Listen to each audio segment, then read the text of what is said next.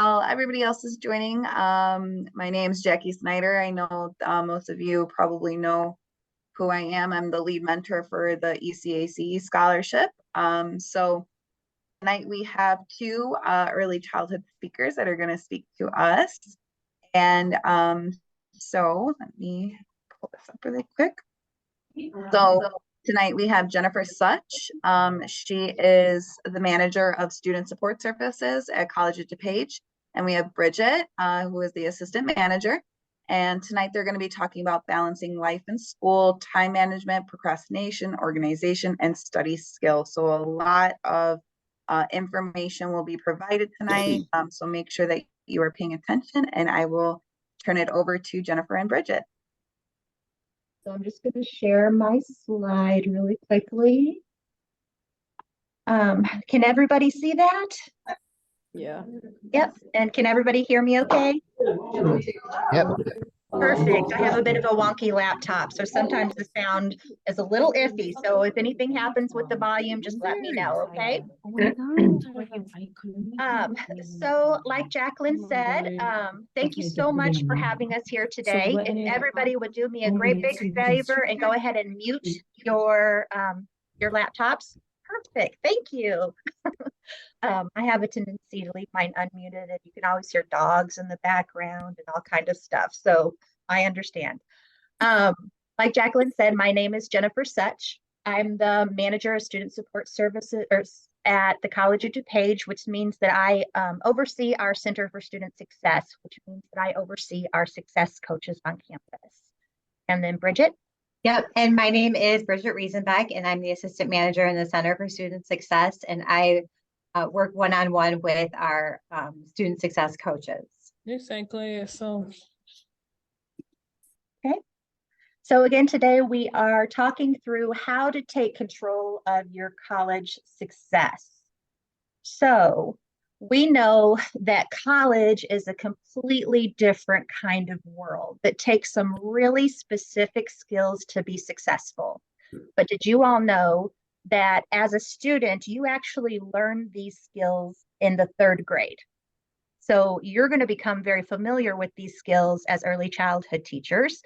As for us as adults and young adults, it's been a while since we've actually utilized them, which is why most students look like SpongeBob here, all ready to go in their first day. But the last day of class, they look frazzled, they look stressed, they're overwhelmed, they're exhausted, they're just done, right? So we're going to go through these skills today to help you remember how to utilize them. Utilizing them is going to help you take control over your college success. So you're going to take control over your life again. So that way you don't feel like you've weathered the storm by the end of the semester. So for the first skill, I'm actually going to hand it over to Bridget, and she's going to walk us through. Bridget? Okay, so let's jump right into how to take control of your college success with the first step of setting goals. So setting goals, there's a lot of reasons why you would want to set goals. As college students, you have a lot of expectations that you need to meet. You have a lot of things that need to get done. They have to get done. And so by setting goals, you're able to make this happen. So some reasons for setting goals is to help break down large, daunting tasks into smaller, more manageable ones. Setting goals allows you to prioritize the most important roles and tasks first. It helps guide your focus and helps keep you motivated. It helps increase your productivity. They also help keep you from feeling overwhelmed. And then once you're done with a goal and you can cross it off your to-do list, you have that sense of accomplishment. So I'm going to introduce the SMART goal technique.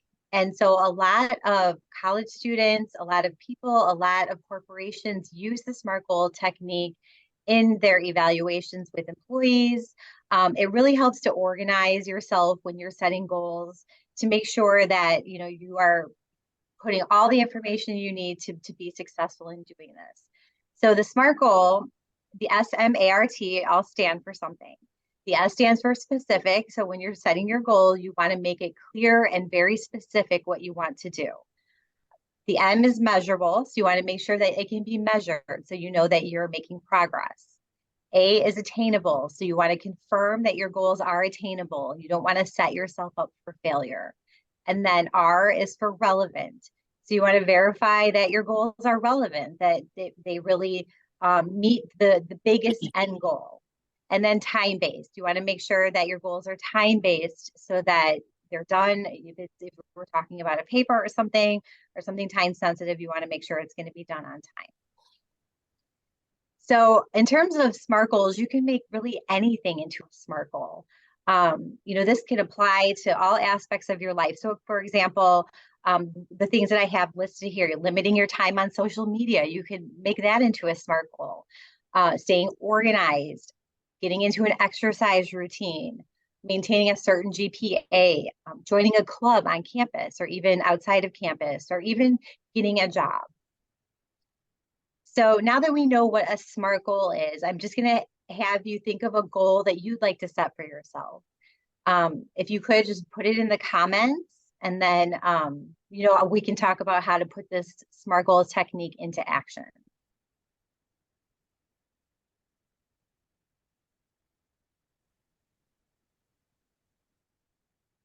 How do I comment? In the chat box. Thank you. Mm-hmm.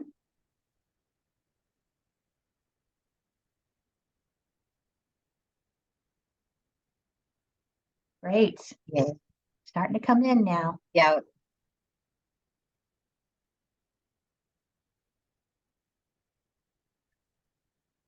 Great. That's great. Good. These are all very, very good goals, and they can be accomplished using a SMART goal. So we're going to look at this in action, the SMART goal technique. Think of the goal that you, and Jen, you can move to the next slide. Think of a goal, or think of the goal that you have picked for yourself. For example, somebody said they wanted to graduate with honors, get more organized. So in this particular example, I'm going to say I'm going to do well on my essay. So specifically, you're going to earn an A on your psychology class essay. Measurable, so you know that you've been successful in your goal of what you wanted to do if you get an A- or above. Attainable, so you got a B- on your past essay, so you believe that you can increase one grade with enough effort and by using feedback given to you from your professor. Relevant, so the goal of getting an A is relevant to the longer term goal of passing your psychology class. And then time-based, your essay is due by December 1st. So that is how you can see your SMART goal in action. The first part is the specific goal. How is it measurable? How is it attainable? How is it relevant? And how is it time-based? Bridget, I saw a couple people put in here about their work-life balance. There were several of them, how they wanted to increase their work-life balance and make that better. How would you say to, that's pretty specific in itself. So I think that covers the S, right? Maintaining a work-life balance, I think, you have to realize what that looks like for you. If you, for example, if you're doing you're spending a lot of your time doing homework and you don't have any part of your social life, or you don't have any time for exercising or whatever it is that you want to do in your social life, then your specific goal, you need to figure out, okay, I'm going to spend this amount of time exercising every week, or this amount of time focused on hanging out with my friends, or this amount of time on social media. And then that is one way that you can really make it measurable, is so that you stay within those time frames. And then for the time-based portion of this, would you give yourself a goal date to really truly enact those different changes in your life to have better balance? Yeah, I mean, they say that habits are usually formed after you've done them consistently for, I think it's 2 weeks. So, maybe just do it for 2 weeks and see how that's working out for you. And at that point, then you can make tweaks if you need to. in terms if you're realizing, oh, I'm spending now too much time on social media or not enough time doing my homework, then that's when you can make tweaks in your goal. Awesome. Thank you. Yes.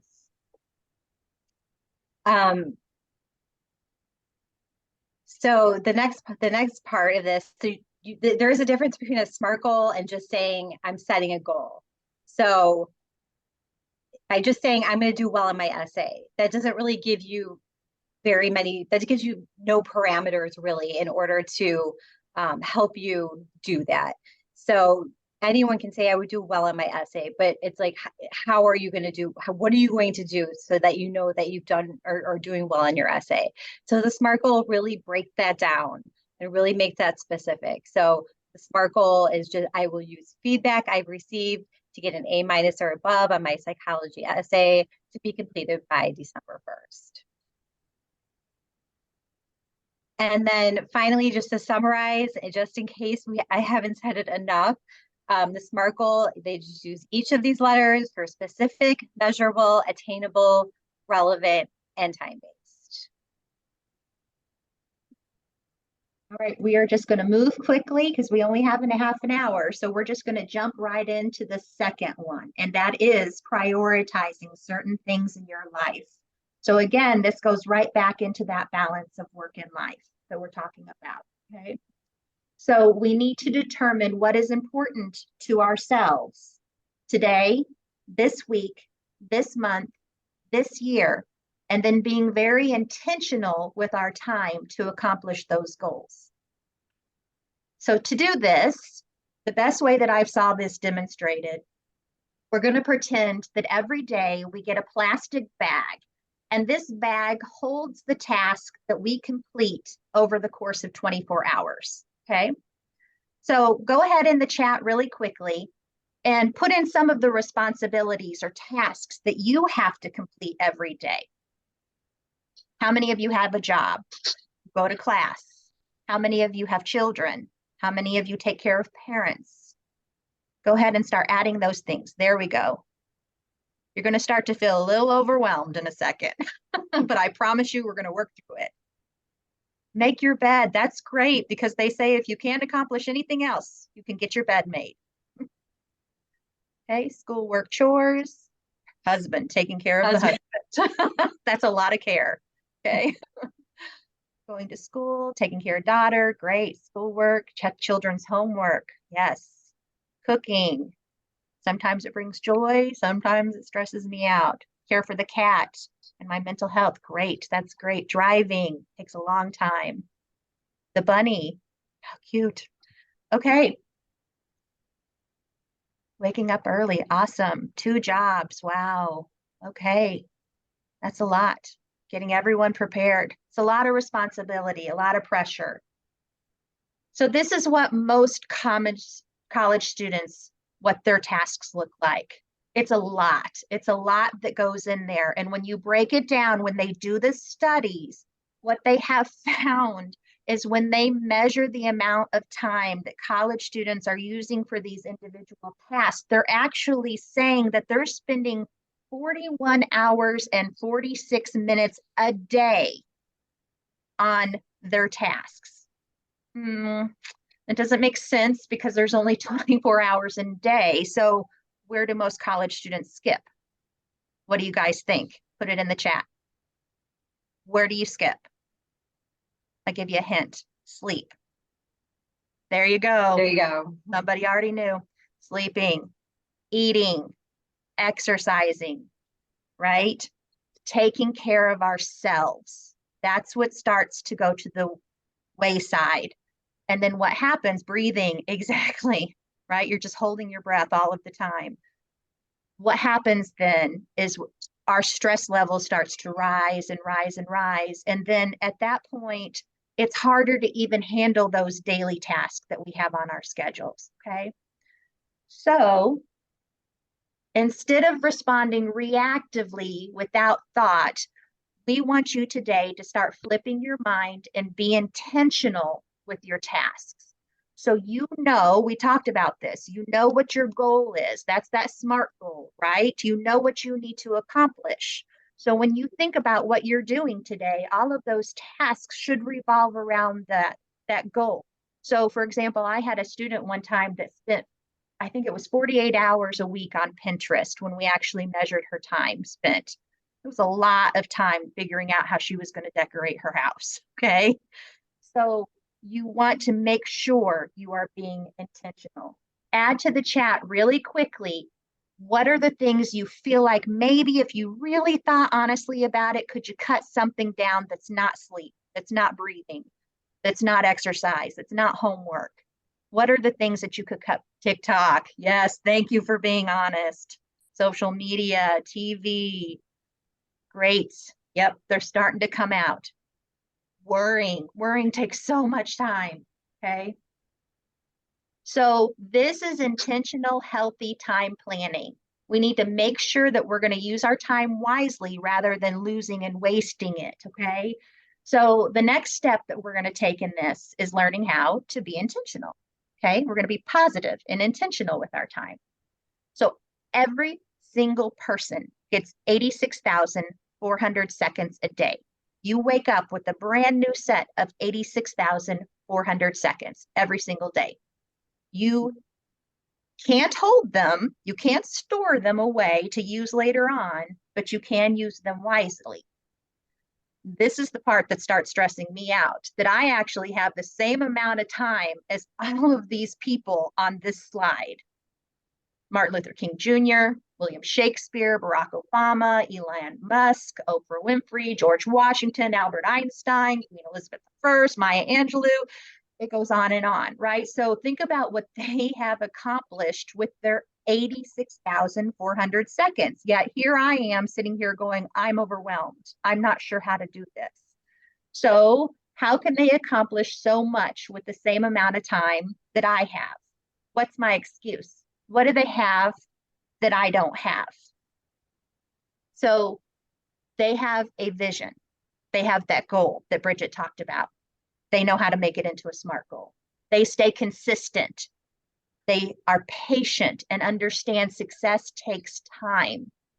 They challenge and change their environment. They don't hang around negativity. They don't invite naysayers into their lives. They are purposeful with their energy. They are healthy. They believe in their dreams and they go for them. They learn from their mistakes and they're not afraid to try again. They don't make excuses. They work to overcome the obstacles. Most of those people have failed multiple times, but they got back up on their feet and they push forward. They go over and above. They know the hard work is going to pay off. And then they value learning and they keep learning. They work smarter, not harder. Have you guys ever heard of that saying before? And they're grateful for what they have. So the average person wastes over 21.8 hours a week. That's 47.23 days a year. That's what separates those that succeed from those that not. They're intentional with their goals, they're intentional with their time, and they're intentional with their work. Okay, so the next step, we're going to figure out how to use every one of those 86,400 seconds to benefit you. Okay, so how do you practice good time management? The first, and it sounds so simple, but the first thing you have to do is incorporate a daily list in your life that's a to-do list, okay? That to-do list will keep you on task and it gives you a sense of accomplishment. It can be written in your planner, it can be on your phone, it can be on a computer, it can be in an app, it can be in a piece of paper. I've written my to-do list in dry erase ink on my mirror in my bathroom when I had really important things to get accomplished. I had one student, believe it or not, who put them on Post-it notes on their ceiling in their bedroom. So he woke up in the morning and that's the first thing that he saw because it was really important what he needed to accomplish. The second best practice is to use a schedule. So believe it or not, up until now, our whole lives have been coordinated using a schedule that was created for us. So put in the chat really quickly for me, if you rode a school bus, What time did your school bus pick you up? Does anybody remember? This is a reach. Oh, you do. Yay. Yep. And you remember it, right? It's like ingrained in there that they told you have to be at the bus stop at this time or you're going to miss the bus. Okay. How did you know to change classes when you were in school? The bell rings, right? That's a schedule. Somebody else created the schedule. For those of you that played sports, what time did your practice start? After school, exactly. You knew exactly your last class, the bell rings, you go get dressed, you go out to the field. So these were all schedules created for you your whole life, from kindergarten, actually preschool, all the way through your senior year in high school. You were on a schedule created for you by somebody else. In college, you have to create that schedule for yourself, okay? So now let's walk through exactly how you do that. First, I know that we're not going to be able to do this today because we're just not going to have time for it to do individually, but I highly recommend go through the slides again, and I am going to show you exactly how to do this. And I promise you, I have had students crying in my office saying, I'm overwhelmed, I'm stressed, I can't do this. And then they incorporate this schedule into their life and they've got it. And then all of a sudden, all of the goals are getting accomplished because they feel like they can breathe again. Okay, so I highly, highly recommend it.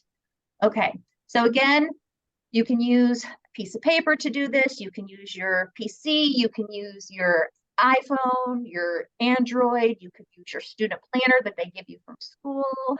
But how you fill out the schedule, your first step, it's going to look just like this. We're going to start with a time prior to getting up in the morning. So I started mine at 5 a.m. I never get up at 5 a.m. It's still dark. I don't believe in that. Okay. And then you're going to go all the way through until after you go to bed. So I ended my calendar at 2 a.m. I don't even know if I'm circling in the right place. The reason being is because I want to fill my day and make sure I have time. Okay. So the first thing that we're going to add to our schedule is what we call our obligated times. These are things that you can't miss, like for those of you that pick up kids or that have to do something for your husband or your classes. You're going to add those into the slots on your schedule. Okay. The next thing you're going to do is you're going to actually add your wake up and your go to sleep time. So think about this, because again, we're being intentional here. How many hours of sleep do you need to feel good? I like my sleep. So if I don't get at least 8 hours, if not more, I'm not going to be functioning on all cylinders the next day. So I'm going to put in there 8. More than 6 is always recommended for everybody, but try for 8, if not 10, okay? You need your rest. So a best practice, though, just to throw in there for you all, if you have trouble falling asleep, try to establish a ritual, and you're going to schedule that in there if you want to. So an hour before bed, take time to meditate, take time to stretch, take time to take a bath, read a book. But what you do not do, and everybody groans at this when I talk about it, you cannot have electronics on because those blue lights will keep your brain awake, okay? So no electronics 1 hour before bed. And some people just write that right in here, okay? Next step, we're going to add our regular activities that you would like to include. Remember, we're creating our best and healthiest versions of ourselves possible. So for the ones that I saw that wanted to incorporate exercise into your life, you're going to incorporate that in where you want to do that. So for me, I like to wake up in the morning and I like to do my exercise. That's the best time. Some people like to do it mid-afternoon. Some people do it in the evening. Okay, but incorporate that in there because that makes you healthy. Next, we're going to add in our grooming and eating time 3 times a day. This is where college students skip. Okay, eat healthy. Just going to sound like a mom there for a second. Finally, you're going to add in your study time. this is really, really important, to assign time to study for each class. So you want to try to study for the classes on the days that they meet. So you'll see here, math is here. I'm going to study right after math. The reason is after you've been taught something, if you study right after that, that's called rehearsal. Probably might have learned that already. So rehearsal is one of the best ways for information to be pushed from your brain, from your short-term memory into your long-term memory. And that helps you do better on tests. Okay, so you want to give yourself time to rehearse that information. The next thing is that if you have a large assignment due, say you have a big paper, a 10-page paper due, what you're going to do is work backwards from the date that it's due, okay? And you're going to break it up into smaller chunks.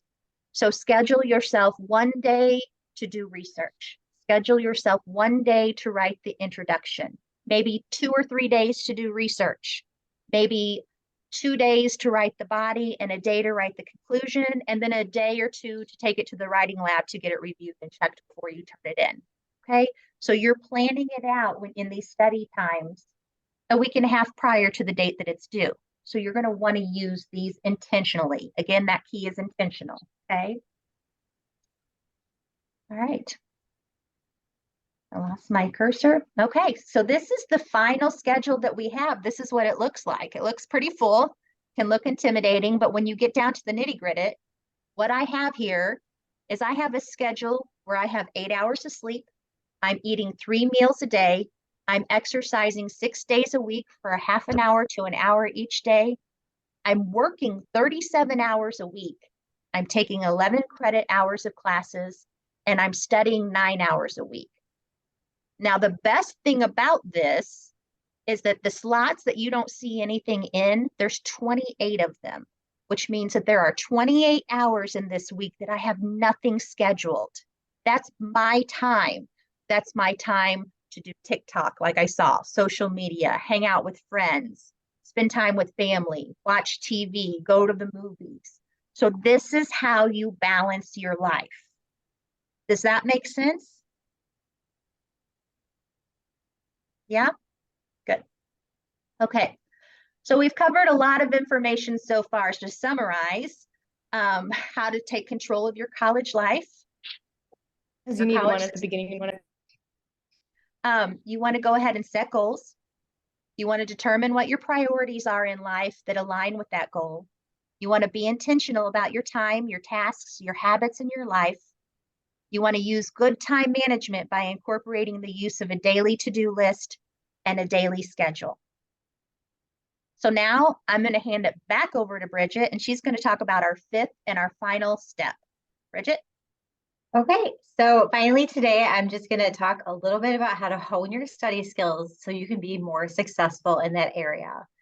And I just really kind of wanted to check in with Jacquelyn.